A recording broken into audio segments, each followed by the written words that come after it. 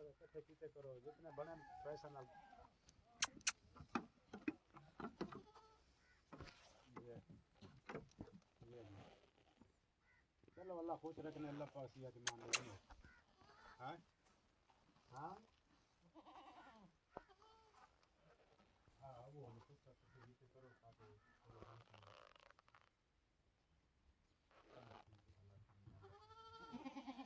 आवाज घूमे दिन से इंतजार हाँ हाँ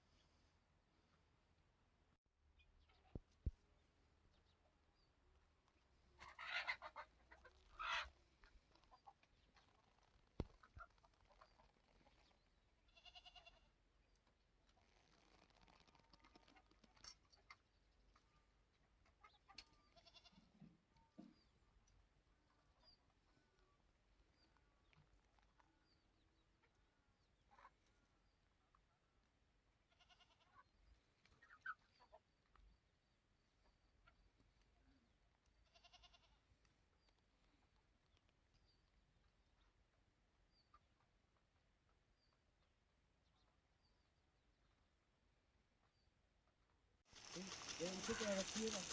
एक चार की एक खाली जगह क्लास देना चाहिए आपका ठीक है सर 100 फुट चाहिए थी इसे देना जैसे जाने कि कितना के जो पानी कितना सारा बिस्ते हुई अगे नट है ना अच्छा नट उसकी सेटिंग है सारी बोल देना तो सही वीडियो बनाएंगे